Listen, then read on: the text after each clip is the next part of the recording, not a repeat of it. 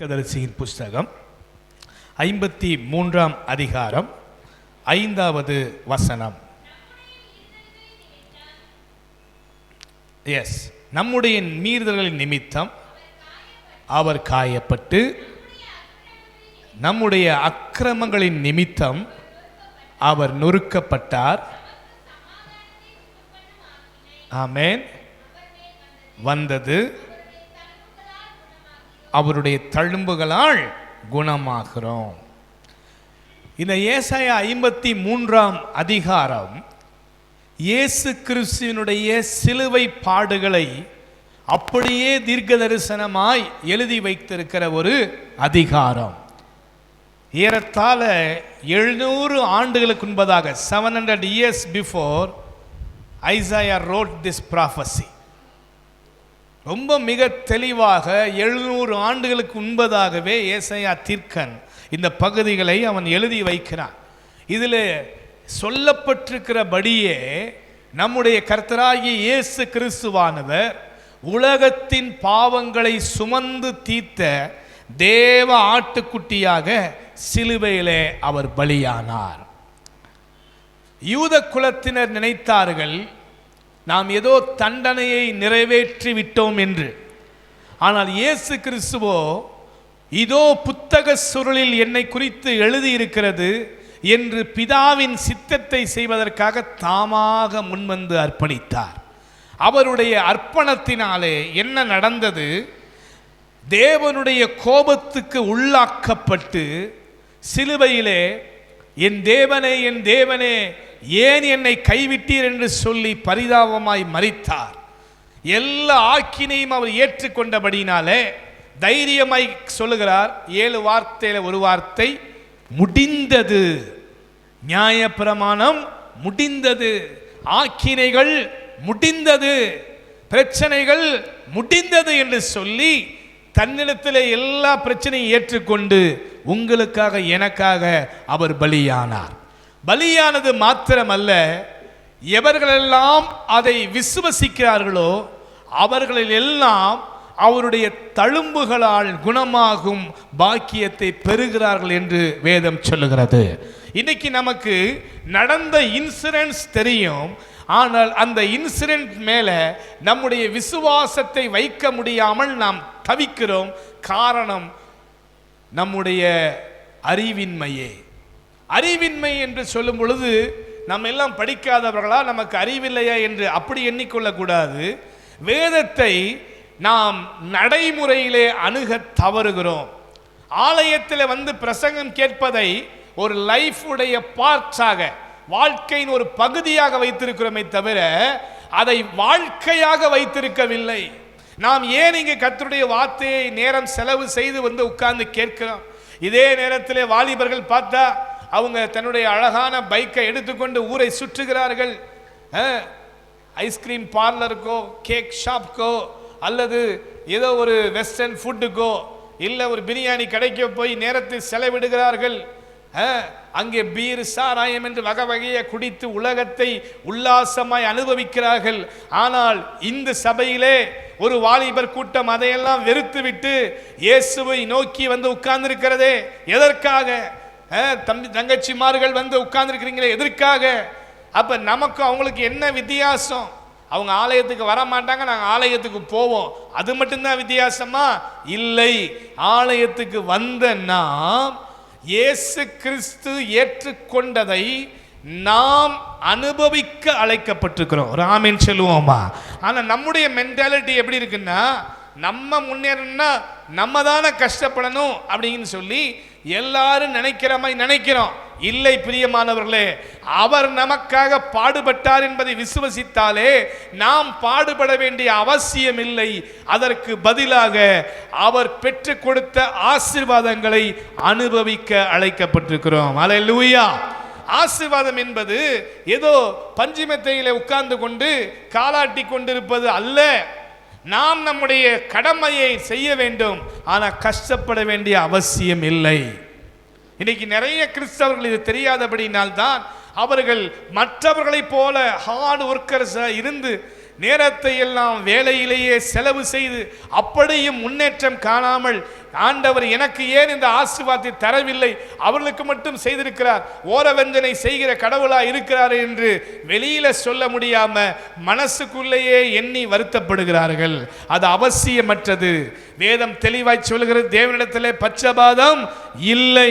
அவர் யாவருக்கும், மாம்சமான யாவருக்கும் தேவன், அவர்கிட்ட எந்த ஒரு வித்தியாசம் இல்லை. அப்ப ஆண்டவர்கிட்ட நம்முடைய பிரச்சனை என்னன்னா, புரிந்து கொள்ள முடியாமல் தவிக்கிறோம். நம்ம ஹார்ட் ஒர்க்கராக இருக்க வேண்டிய அவசியம் இல்லை. நம்ம ஒர்க்கராக இருந்தால் மட்டும் போதும், நம்முடைய வேலைக்கு நம்ம போனால் மட்டும் போதும், பலன் கர்த்தர்ட்டேந்து வரும். ஒரு ஆமேன் சொல்லுவோமா? பலன் எங்கேருந்து வரும்? கர்த்தர்ட்டேந்து வரும். நீங்கள் ஒரு வசனத்தை நீங்கள் அறிந்திருப்பீர்கள். அதில் இப்படியாக சொல்லப்பட்டிருக்கிறது, காற்றையும் காண மாட்டோம், மழையையும் பார்க்க மாட்டோம், ஆனால் இந்த பள்ளத்தாக்கு தண்ணீரால் நிரப்பப்படும். இது சாத்தியமா? இது சாத்தியமா? யோசித்து பாருங்க. இன்னொரு இடத்துல தீர்க்கதரிசி சொல்றாரு, நாளைக்கு இந்த நேரத்தில் ஒரு சேக்கல் மா ஒரு துட்டுக்கு விற்கப்படும் அப்படின்னு சொன்னோன்னே அங்க அந்த ராஜாவுக்கு கையிலாக கொடுக்கிறவன் கேட்கிறான், இது சாத்தியமா?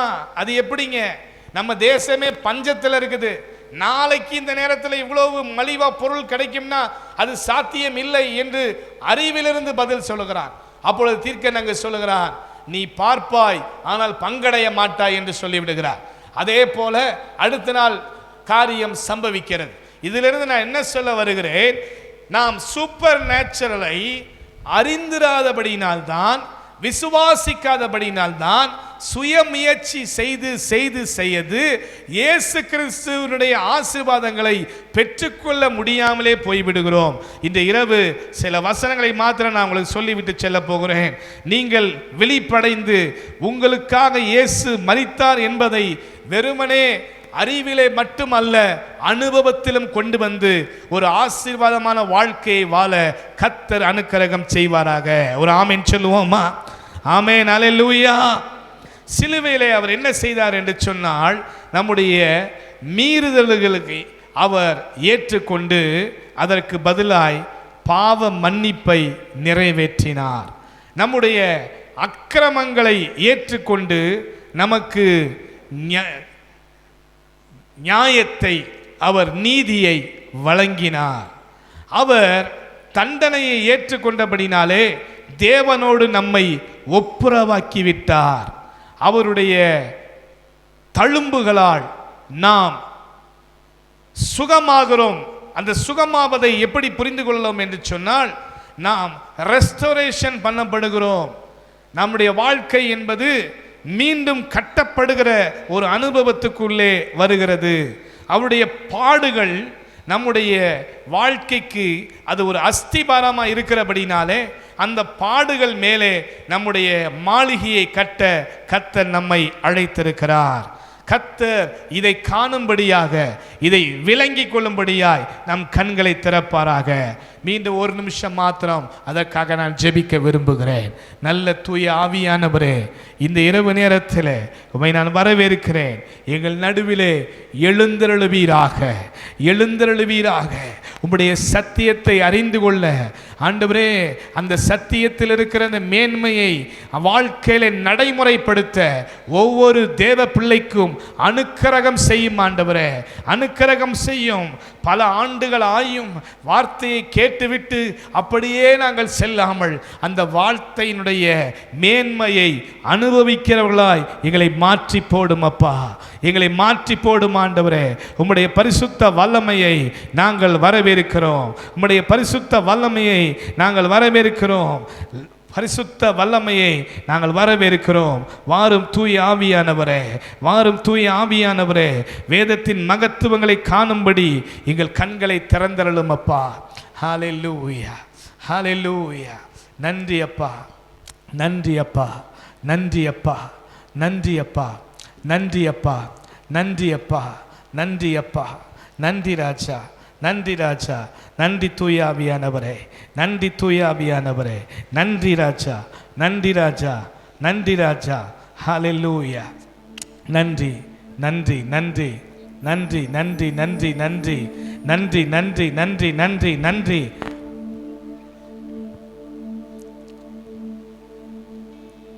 you Lord. Amen. சரி, சிலுவையில் நடந்தது என்ன?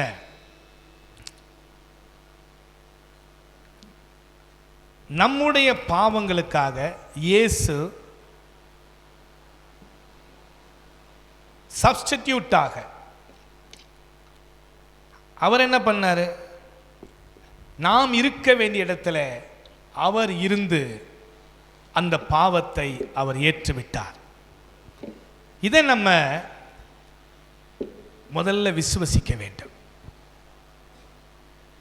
நிறைய நேரங்களில் நான் பாவிதான் என்ற அந்த மனநிலையே நம்முடைய ஆசீர்வாதத்தை நாம் பெற்றுக்கொள்ள விடாமல் தடை செய்து விடுகிறது. ஃபர்ஸ்ட் ஆஃப் ஆல், இயேசு கிறிஸ்துவின் மூலமாய் நான் நீதிமானாக்கப்பட்டிருக்கிறேன் என்ற அந்த சரியான மனநிலை நமக்கு வர வேண்டும். பாவி என்ற கில்ட், அந்த குற்ற உணர்வு நமக்குள்ளே இருக்கும் வரை நாம் பாவத்திலிருந்து விடுதலை பெற முடியாது. தேவ சமூகத்தில் நம்மை தாழ்த்துவது என்பது வேறு, ஆனால் எப்பொழுதும் நடைபோடுவது என்பது வேறு.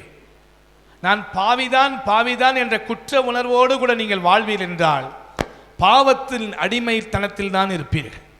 அதற்கு மாறாக குமாரன் உங்களை விடுதலையாக்கினாள். சொல்லுங்க, மெய்யாக விடுதலை என்பதை நாம் விசுவசிக்கும் பொழுது, அதை புரிந்து கொள்ளும் பொழுது, அதை நடைமுறைப்படுத்தும் பொழுது, எப்படி நான் பாவியாக இருந்தேன், ஆனால் இயேசு கிறிஸ்து என் பாவத்தை சுமந்தபடியால் நான் இப்பொழுது நீதிமானாக்கப்பட்டு விட்டேன். என் பாவத்துக்கு பிராயச்சித்தமாக இயேசு பலியாகி விட்டபடினால பிதாவுடைய சமூகத்துக்கு போகும்பொழுது பாவியாக அல்ல, புத்திரனாக நான் உரிமை பெற்றிருக்கிறேன் என்பதை நாம் உணரும் பட்சத்தில் நம்முடைய ஜெபம் என்பது பலவீனமாக இருக்காது, அது பலமாக மாறும். ஹல்லேலூயா. இந்த குற்ற உணர்வு இன்னைக்கு நீங்க உங்களை அர்ப்பணிங்க. குற்ற உணர்விலிருந்து நம்ம வெளியில வரணும்.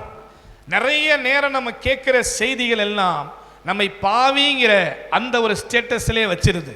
அதனால எனக்கு இன்னும் தகுதி இல்லை, நான் இன்னும் இயேசுவை போல மாறவில்லை என்ற குற்ற உணர்விலேயே சபை வாழ்ந்து கொண்டிருக்கிறது. இன்னைக்கு இரவு ஆண்டவர் சொல்றாரு, மனத்தாழ்மையாய் நான் ஆண்டவருடைய அளவுக்கு பரிசுத்தம் இல்லை என்று எண்ணுவது தவறல்ல, ஆனால் அதே நேரத்தில் பாவி பாவி பாவி என்ற குற்ற உணர்வுக்கு அடிமைத்தனத்தில் இருப்பது அது நம்மை முன்னேற விடாத ஒரு தடையாய் இருக்கிறது. சொல்லுங்கள், இயேசு என்னை நீதிமானாய் மாற்றியிருக்கிறார். ஆமென். அவருடைய சிலுவை என்னை நீதிமானாய் மாற்றியிருக்கிறது. இனி நான் பாவி அல்ல. அல்லேலூயா. இனி நான் பாவி அல்ல.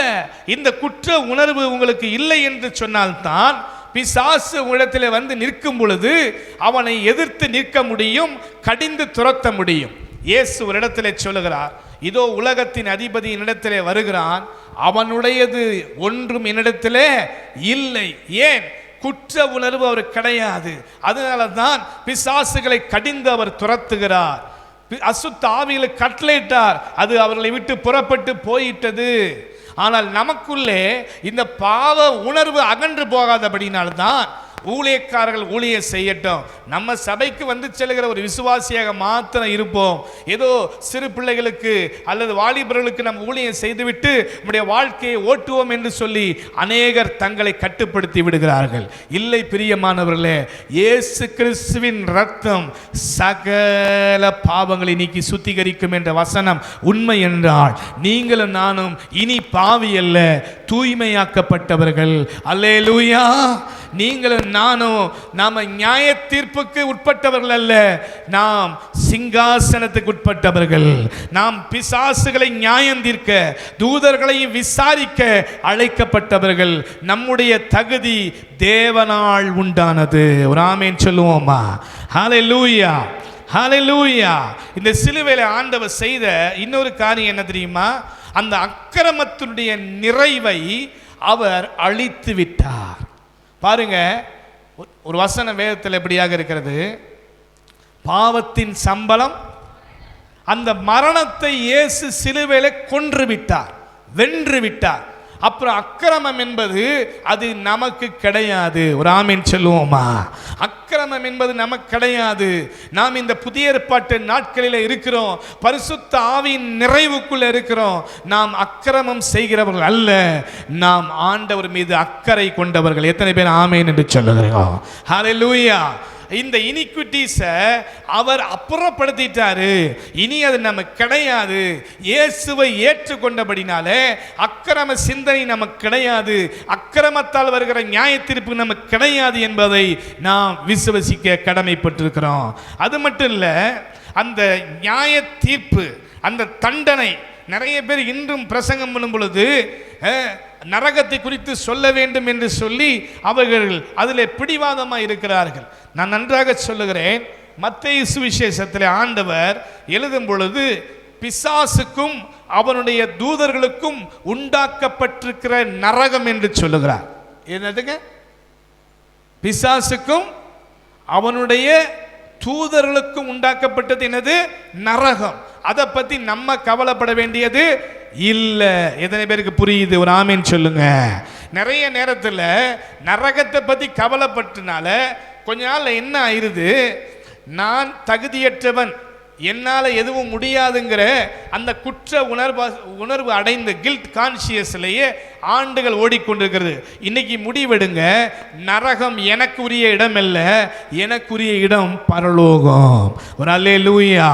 கர்த்தர் என்னை பரலோகத்துக்கு என்று அழைத்திருக்கிறார். அதற்காகத்தான் எனக்கு என்ன கொடுத்திருக்கிறாரு?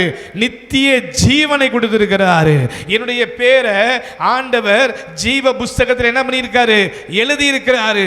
நான் நரகத்தை பற்றி கவலைப்பட வேண்டிய அவசியம் இல்லை, நரகத்தை பற்றி பயப்பட வேண்டிய அவசியம் இல்லை. அந்த நரக ஆக்கினியை சிலுவையில் இயேசு எனக்காக நிறைவேற்றி முடித்து விட்டார். எத்தனை பேருக்கு புரியுது? ஒரு ஆமீன் சொல்லுங்க. ஹல்லேலூயா. நம்ம மனசுக்குள்ளார ஒரு கிளாரிட்டி வேணும். இந்த வாரம் இப்படி பேசுறது, அடுத்த வாரம் அப்படி பேசுறதுனா கிளாரிட்டி இல்லை, தெளிவு இல்லைன்னு அர்த்தம்.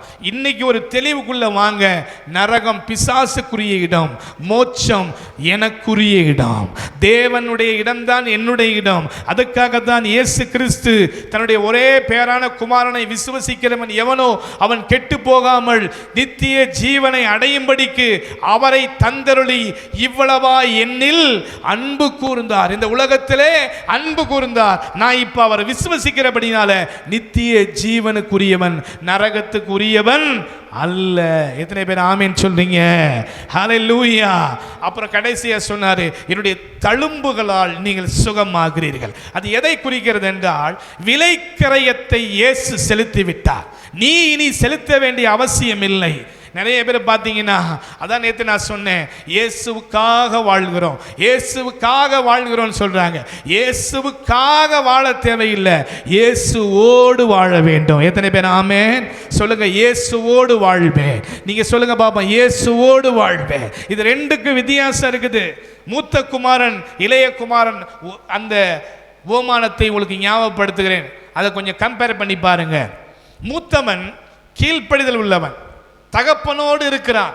ஆனால் ஒரு வேலைக்காரனை போல அவன் வேலைக்கு போவான், வேலை முடிச்சுட்டு வீட்டுக்கு வந்துடுவான். ஆனால் இளைய குமாரன் அப்படி இல்லை, தகப்பனோடு இருந்தான்.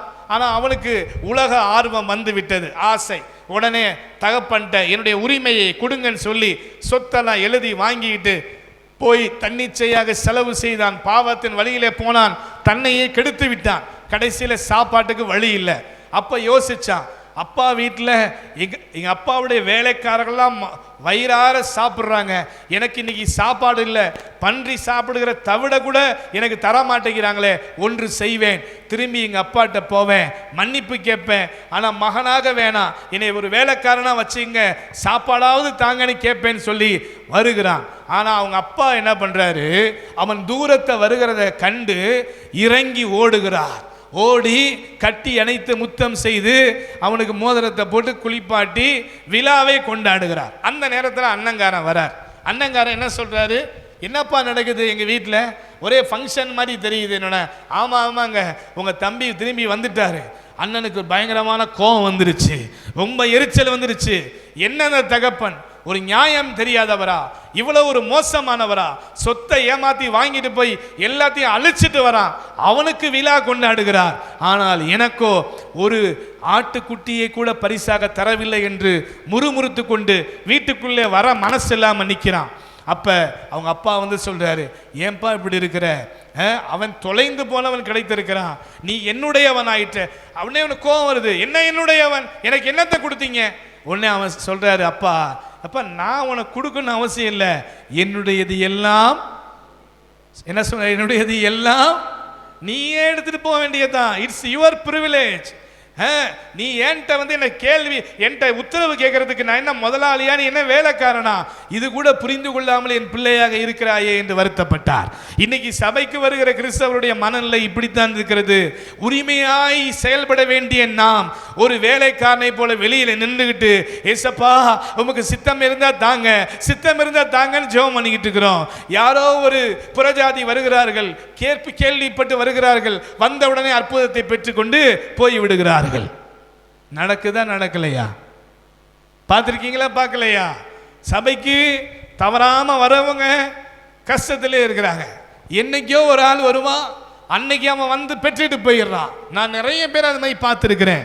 அப்ப ஆண்டவர்கிட்ட கேட்டுக்கிறேன், ஏசப்பா இது என்னப்பா நியாயம்? உங்களை தொழுது கொள்ளுகிறோம், உங்களுக்கு ஊழியம் செய்கிறோம், எங்களுக்கு நீங்க செய்ய மாட்டேங்கிறீங்களே, அவன் இன்னைக்கு தான் வந்தான், அவனுக்கு செஞ்சிட்டீங்களேன்னு. அப்ப ஆண்டவர் சொன்னாரு, நீ என்னைக்கு என் கூட இருந்தாலும் புரிஞ்சிக்காமலே என்ன பண்ணிட்டு இருக்க, நீ இருந்துகிட்டு இருக்கிற.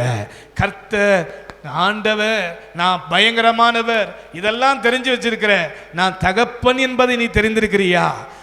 உரிமையா எனக்கு வேணும்னு உன்னால கேட்க முடியுதா? அவர் சித்தமான பொழுது தருவாரு. சோதித்த பொண்ணு பிறகு பொண்ணா விளங்குவேன். இதை நீ பேசிக்கிட்டு இருக்க வரைக்கும் சோதனை ஒழியாது. உனக்கு வேணுங்கிறத நீயே போய் வாங்கிக்கேன்னார். எத்தனை பேருக்கு புரியுது? ஆமே. என்னுடைய வாழ்க்கையில சாதாரண ஜபங்களுக்கு பெரிய பெரிய பதிலை பெற்றிருக்கிறேன். பெரிய ட்ரெடிஷ்னலா சிஸ்டமேட்டிக்கா ஜெபிச்சதெல்லாம் பெண்டிங்கில் கிடக்கிறதையும் நான் பார்த்துருக்கிறேன். 7 ஆண்டுகள் குழந்தைக்காக முட்டி மோதி ஜெபம் பண்ண, ஒரு அற்புதமும் நடக்கலை. ஆனால் அந்த நாட்களில் என்கிட்ட வந்து ஜெபிக்கிறவங்க எல்லாம் பெற்றுக்கொள்வார்கள். 13 வருஷம் கழிச்சு குழந்தை, ஒருத்தருக்கு சிவகாசி பக்கம் 19 வருஷம் கழிச்சு குழந்தை. எல்லாருக்கும் பிறக்குது, எனக்கு பிறக்கலை. என்னுடைய மனைவியை நானும் மனசு உடைஞ்சு போனோம். அப்போதான் ஆண்டவர் ஒரு நாள் எங்கள்கிட்ட பர்சனலாக பேசினார். ஒரு கூட்டத்தில் நிறைய பேர் சுகமானாங்க. சுகமான பிறகு தஞ்சாவூர் என்ற பட்டணத்தில் நான் உட்காந்து அறையில் சாப்பிட்றதுக்கு முன்னாடி, பாஸ்டிங் முடிக்கிறதுக்கு முன்னாடி அந்த கூட்டத்துக்காக நன்றி சொல்லி ஜெபிச்சேன். ஜெபிச்ச பொழுது ஆண்டவர்கிட்ட கேட்டேன், அப்பா எனக்கு புரியலப்பா, சாதாரணமாக வரவங்களாம் சுகம் பெற்றுட்டு போகிறாங்களே, உங்களையே நாங்கள் சார்ந்த ஊழியம் செய்கிறோமே, எல்லாரும் கேட்குற மாதிரி வச்சுட்டீங்களே, அப்பா இதை மகிமையாக மாற்ற மாட்டீங்களான்னு.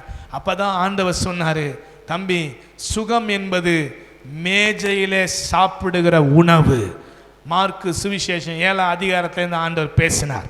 கானானிய ஸ்திரீ வருகிறாள், தன் பிள்ளைக்காக விடுதலையை கேட்கிறார். அங்கே முதல்ல ஏசாமி முடியாதுன்னு தான் சொன்னார். அந்த அம்மா வந்து கேட்டோன்னே உடனே, வா மகளே உன்மீது மனதுருகுகிறேன், இந்த உன் பிள்ளை சுகமாக போறான்னு சொல்லவே இல்லை. அவர் வேற மாதிரி பதில் பேசுறார். ஆனால் அந்த அம்மா சொல்லுது, நாய்க்குட்டிகள் கீழே விழுகிற துணிக்கையை தின்னுமே, நான் அது மாதிரி கூட சாப்பிட்டுட்டு போறேன் ஏசப்பாங்குது. அப்பதான் ஆண்டவர் சொல்றாரு, முந்தி என் பிள்ளைகள் திருப்தி ஆகட்டும். ஆண்டவருடைய ஐடியாலஜி என்ன தெரியுமா? தேவ பிள்ளையே, அன்பு சபையாரே, நீங்கள் திருப்தி ஆக வேண்டும். ஒரு ஆமீன் சொல்லுங்க. அப்ப விலை கிரயம் செலுத்தப்பட்டிருக்கிறது எதுக்காகன்னா, முந்தி நாம் ஆசீர்வாதத்தை சொந்தரிக்க, முந்தி நாம் சமாதானத்தை பெற்றுக்கொள்ள, முந்தி நாம் சுகத்தை பெற்றுக்கொள்ள. இதுக்கு தான் ஆண்டவர் தன்னுடைய தழும்புகளை கொடுத்து சுகத்தை சபையிலே கடத்துகிறார். ஒரு அல்லேலூயா, ஹல்லேலூயா. சுகம் என்பது சரீர சுகம் மட்டுமல்ல, மனதிலும் சமாதானம். சங்கீதத்தில் உள்ள அந்த வசனத்தை சொல்லுங்க பார்ப்போம். உன் அலங்கத்துக்குள்ளே, உன் அரமனைக்குள்ளே. ஆமென். இதை இங்கிலீஷ் பைபிளில் படிச்சீங்கன்னா பீஸ் அண்ட் ப்ராஸ்பரிட்டின்னு வருது. தமிழ் பைபிளில் சுகமும் சமாதானம் வருது. நீங்க இங்கிலீஷ் பைபிளில் படிச்சு பாருங்க, பீஸ் அண்ட் ப்ராஸ்பரிட்டி. இந்த ப்ராஸ்பரிட்டிங்கிற வார்த்தையை கேட்டாலே இன்னைக்கு நிறைய பேர் இது உடனே ஒரு தப்பான உபதேசம், இது ஒரு ப்ராஸ்பரிட்டி காஸ்பல் அப்படி இப்படின்னு பயப்படுறாங்க. நம்ம எல்லாரும் உடனே நாளைக்கே அம்பானியா மாறணும், அதானியா மாறணுங்கிறலாம் தேவையில்லை. கடன் இல்லாமல் வாழணும், எத்தனை பேர் ஆமீன் சொல்றீங்க? கஷ்டம் இல்லாமல் வாழணும், எத்தனை பேர் ஆமீன் சொல்றீங்க? பேசிக்கா ஒரு சொந்த வீடு இருக்கணும், எத்தனை பேர் ஆமீன் சொல்றீங்க? போக்குவரத்துக்கு ஒரு வாகனம் இருக்கணும், எத்தனை பேர் ஆமீன் சொல்றீங்க? மாதம் ஒரு வருமானம் இருக்கணும், எத்தனை பேர் ஆமீன் சொல்றீங்க? இதை கூட விரும்பாதவர்கள் இன்று அதிகமாய் என்ன பண்றாங்க? தங்களை கெடுத்துக் கொள்கிறார்கள். ஆண்டவர் எப்படிப்பட்டவர் தெரியுமா? கேளுங்கள், அது மட்டும் சொல்லல, உங்கள் சந்தோஷம். ஆமென். நம்முடைய ஆண்டவர் அளந்து இப்படி போடுறவர் இல்லை, அள்ளி கொடுக்கிறவர். ஆமென், ஆமென். நீங்க லூக்கா 6ல் ஆண்டவர் சொல்றாரு, நன்றாய் அளந்து சரிந்து விழும்படி உங்கள் மடியில. அப்ப ஆண்டவர் கொடுக்கறலாம் அளவு லிமிட்டட் கிடையாது, அன்லிமிட்டட். அப்ப பிராஸ்பரிட்டி, செழிப்பு என்பது யாரோ ஒரு வெள்ளைக்காரனுக்கு இல்லைங்க, நமக்குரியது, வேத விசுவாசிகளுக்குரியது. ஆமென். கர்த்தரை நம்புகிறவனோ சொல்லுங்க என்ன பண்ணுவான்? எல்லாத்திலையும் செழிப்பா இருப்பான். ஒரு ஆமென். கர்த்தரை நம்பாதவன் வறட்சியில் இருப்பான். நான் ஒரு இடத்துல இதை மட்டும் சொல்லி நான் முடிக்க போறேன். ஒரு இடத்துல ஊழியர் செய்த பொழுது பாலம் கன்ஸ்ட்ரக்ட் பண்ணுகிற ஒரு குரூப் இந்தியாவிலேருந்து வெளிநாட்டுக்கு போயிருக்கிறாங்க.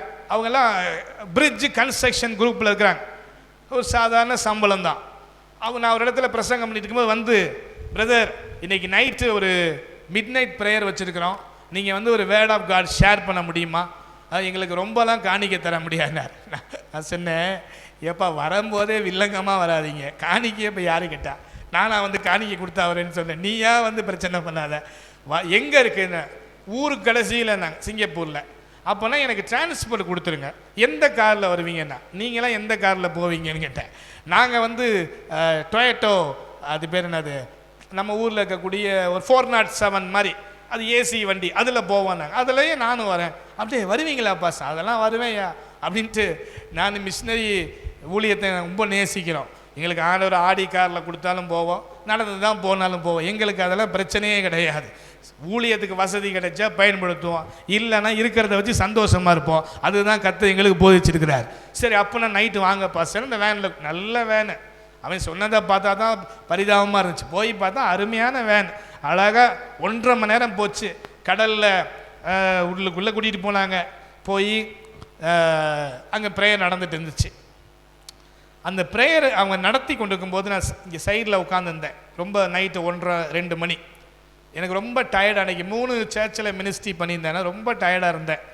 அப்போ எனக்கு தூக்கமும் ஒரு பக்கம் வருது, ஒரு பக்கம் அவங்களுடைய ஆர்வத்தையும் நான் பார்க்குறேன். அப்போ ஆண்டவர் கேட்டார். நான் ஆண்டவர்கிட்ட சொன்னேன், இவங்களுக்கு என்ன ஆண்டவர் பிரசங்கம் பண்ணணும்? அப்போ ஆண்டவர் சொன்னார், 3 கேள்வி கேளு, அதை வச்சு பிரசங்கம் பண்ணினார்.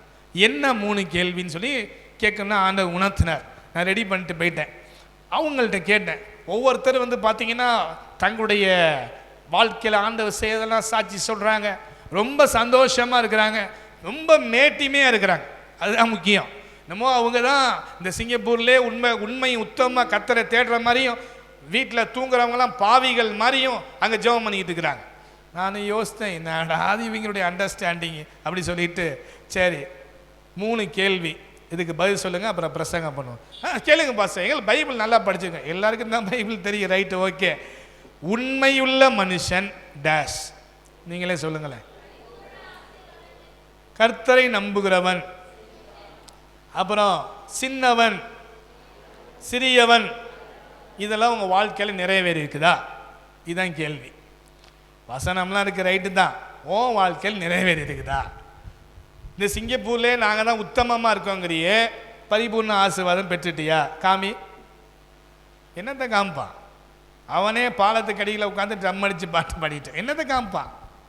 யோசிக்கிறான். அப்போ தான் சொன்னேன், தம்பி உங்களுக்கு தெரிஞ்ச சில சத்தியங்களால் ஏதோ மற்றவங்கெல்லாம் பாவிகள் மாதிரியும், நடுராத்திரி ஜெபிச்சுட்டா நீங்கள் தான் உத்தமர்கள் மாதிரி நினச்சி உங்களை நீங்களே கெடுத்து கொள்ளாதீங்க. சுய நீதி தேவனுக்கு உண்பதாக என்னங்க? அழுக்கான கந்தை. உனக்கு இன்னைக்கு ஜெபிக்க நேரம் கிடைச்சிருக்கிறா, அது ஒரு கிருபை. அதை கிருபையா நினைய தவிர பெருமையா நினைக்காத. ஒரு ஆமென், ஹல்லேலூயா. சரி, இப்போ உங்களுக்கு ஆண்டவர் சொல்கிறத நான் சொல்கிறேன்னு ஒரு 2-3 பேருக்கு சொன்னேன். அப்போ கேட்டாங்க, இல்லைப்பா சார், நாங்கள் எந்த வேலைக்குமே அப்ளை பண்ணல, அப்ளை பண்ணாமல் எங்களுக்கு எப்படி கிடைக்கும்? உடனே என்னை கவுண்டர் அட்டாக் பண்ணுறாங்களாம், அப்ளை பண்ணாமல் எப்படி கிடைக்கும்னு. நீ அப்ளை பண்ணாட்டியும் எங்கள் அப்பா உனக்கு சப்ளை பண்ணுவார் அப்படின்ன. ஒன்றும் புரியல அவங்களுக்கு. நான் சொன்னேன், யாராச்சும் ஒருத்தவங்க ஃபோன் நம்பர் எனக்கு கொடுங்க, நான் சேவ் பண்ணிக்கிறேன், நான் போயிட்டு 3வது மாதம் ஃபோன் பண்ணுவேன் அப்படின்னு. 2 மாதம் தான் ஆச்சு, ஃபோன் வந்துச்சு. அது ரெக்கார்டெலாம் பண்ணால் பேர் சொல்ல விரும்பலை. அங்கே எங்கள் திருச்சி பகலில் ஒருத்தவங்கள்ட்டேருந்து ஃபோன் வருது. ஃபோன் வந்தோடனே, பாஸ்டர் வி ஆர் சாரி. என்னாச்சு பிரதர், ஏன் சாரின்னு சொல்கிறீங்க? இல்லை, நாங்கள் நீங்கள் பேசுனதை புரிஞ்சிக்காமல் விட்டுட்டோம். இப்போ அந்த 3 பேருக்குமே வாய்ப்புகள் வந்துருச்சு, எங்களுக்கு ஒன்றுமே புரியல. எங்கள் அந்தந்த கம்பெனியில் அவங்களே கூப்பிட்டு சிபாரிசு பண்ணி நீ அங்கே போ, நீ இங்கே போங்கிறாங்க, எங்களுக்கு ஒன்றுமே புரியலன்னு. நான் சொன்னேன், நான் சொன்னனால வரல புதர், கர்த்தர் காண்பிச்சதை நான் சொன்னேன். ஆனால் ஒன்று புரிஞ்சு கொள்ளுங்க, நமக்கு தெரிஞ்சது தான் வேதம், நமக்கு தெரிஞ்சது தான் சத்தியங்கிறத விட்டுருங்க. கற்றுக்கொள்ள வாஞ்சையாக இருங்க. அப்பப்போ நம்மளை ஆண்டவர் போதித்து அப்கிரேட் பண்ணிகிட்டே வருவார். ஒரு அல்லேலூயா. இன்னைக்கு சொல்லுங்க, நான் குமாரன். சொல்லுங்க, நான் வேலைக்காரன் அல்ல, நான் யாரு? குமாரன். நான் அவர் விலைக்கிரயம் செலுத்திட்டாருன்னு சொன்னா நான் போய் செலுத்தணுங்கிற அவசியம் இனி எனக்கு கிடையாது. அதை விசுவசித்தால் போதும்.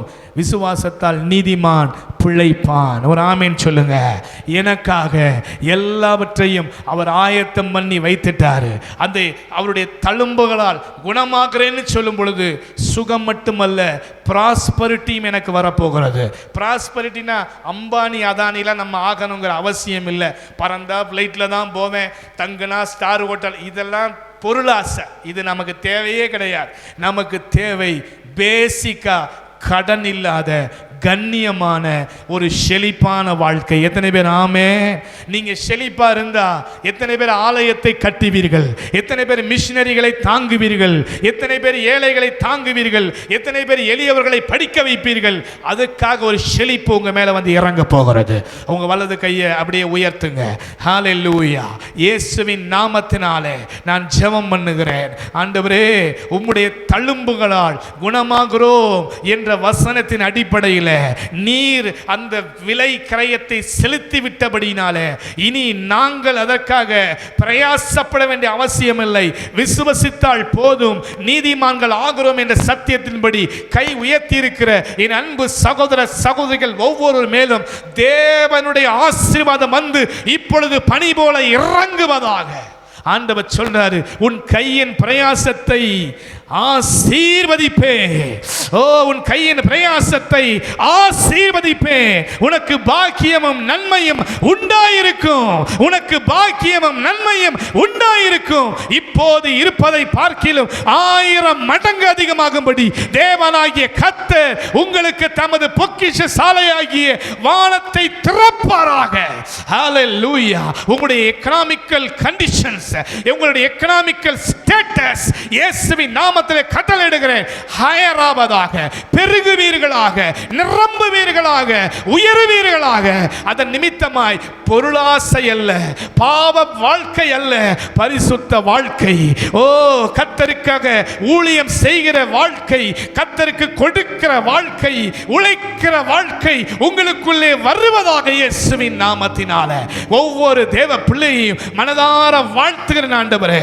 சொல்லுங்க, அவருடைய தழும்புகளால் நாங்கள் குணமாகிறோம். இயேசுவின் தழும்புகளால் நாங்கள் குணமாகிறோம். இயேசுவின் தழும்புகளால் நாங்கள் குணமாகிறோம். Thank you Lord. கைகளை தட்டி ஆண்டவருக்கு நன்றி செலுத்துவோமா? ஆண்டவருக்கு நன்றி செலுத்துவோமா? இன்னையிலிருந்து உங்க மைண்ட்ல எழுதணும், கில்ட் கான்சியஸுக்கு இடம் கிடையாது. ஆமென். குற்ற உணர்வுக்கு இடம் கிடையாது. அதுக்கு பதிலாக என்ன? நீதிமான் என்ற சிந்தை. அவர் இரத்தத்தால் கழுவப்பட்டவன் என்ற சிந்தை, மீட்கப்பட்டவன் என்ற சிந்தை, ஆமென், ஆசீர்வதிக்கப்பட்டவன் என்ற சிந்தை, இந்த சிந்தையோடு கூட உங்களுக்காக சிலுவை சுமந்தவருடைய பாடுகளை நீங்கள் சுமப்பதற்கு பதிலாய் அவருடைய சுவிசேஷத்தை நீங்கள் சுமங்கள். எத்தனை பேர் ஆமென் சொல்றீங்க? படிக்கிற இடத்துல, வேலை செய்கிற இடத்துல இயேசுவை அறிவியுங்கள், இயேசுவை கொண்டு போங்கள், நடமாடும் மிஷனரிகளாய் வாழுங்கள். அதைத்தான் பரலோகம் உங்களிடத்தில் எதிர்பார்க்கிறது, அதைத்தான் பரலோகம் நம்மிடத்தில் எதிர்பார்க்கிறது. இதற்காக வட இந்தியாவுக்கு போனாலும் சரி, அல்லது நீங்க வேலை செய்கிற இடத்துல செய்தாலும் சரி, இயேசுவுக்காக உங்க வாய்களை திறங்கள், இயேசுவுக்காக உங்க வீடுகளை திறங்கள், இயேசுவுக்காக உங்க வாகனை திறங்கள். நீங்கள் நடமாடும் ஒரு சுவிசேஷ களஞ்சியமாக மாறுங்கள். பைபிளை எடுத்துக்கொண்டு போய் மைக்கு பிடித்துக் கொண்டு பேசுவதுதான் சுவிசேஷம் என்று நினைக்க வேண்டாம். அது சபைக்கான தேவை. ஆனால் சமுதாயத்துக்கு போகும்போது மைக்கு தேவையில்லை, கையில் பைபிள் தேவையில்லை, ஒயிட் அண்ட் ஒயிட் ட்ரெஸ் தேவையில்லை. இருக்கிறபடியே போய் இயேசுவை நீங்கள் காண்பீங்கள். இந்த சமுதாயத்துக்கு தேவை இயேசு. இன்னைக்கு எங்கு பார்த்தாலும் கலகம், எங்கு பார்த்தாலும் பிரச்சனைகள், எங்கு பார்த்தாலும் குறைவு, எங்கு பார்த்தாலும் பயம், எங்கு பார்த்தாலும் அங்கே நிம்மதி இல்லாத சூழ்நிலை. இப்பொழுதுதான் இயேசு இந்த உலகத்துக்கு தேவை. சமாதான பிரபுவை கொண்டு போங்கள், ஆசீர்வதிக்கிறவரை கொண்டு போங்கள், சுகம் கொடுக்கிறவரை கொண்டு போங்கள், விடுதலை கொடுக்கிறவரை கொண்டு போங்கள். எத்தனை பேர் ஆமென் என்று சொல்லுகிறீங்க? அவருடைய பாடுகள் வழியாக நாம் பங்காளிகளாய் மாறி இருக்கிறோம், ஆசீர்வாதத்துக்குரியவர்களாய் மாறி இருக்கிறோம். கர்த்தர் இந்த சிந்தனையினால உங்களை வளப்படுத்துவாராக. ஒரு சின்ன வேண்டுகோளோடு முடிக்கிறேன். நாளை மாலை கூட்டத்தில் அநேக சுகமாவார்கள். ஆகவே உங்களுடைய நண்பர்களை நீங்க அழைத்துட்டு வாங்க, தேவை உள்ளவர்களை அழைச்சிட்டு வாங்க. அந்த பிரேயர் டைம்ல ஏசப்பா அவங்களை தொடும்படியாக நீங்க ஜெபம் பண்ணுங்க, கூட்டிட்டு வாங்க. ஏசப்பா தொடட்டும், ஏசப்பா அவங்களை ஆசீர்வதிக்கட்டும். உங்க வாழ்க்கையிலும் எந்த குறைவுகள் இருந்தாலும் நான் சொல்றேன், புறஜாதிகளுக்கு சுகம் தருவார் என்றால், புறஜாதிகளுக்கு அற்புதம் செய்வார் என்றால், முதல்ல நமக்கு செய்வார், பிள்ளையாகிய நமக்கு செய்வார். ஒரு நன்மையும் குறையப்படாது. சகலத்திலும் நீங்கள் சிறந்திருப்பீர்கள். God bless you.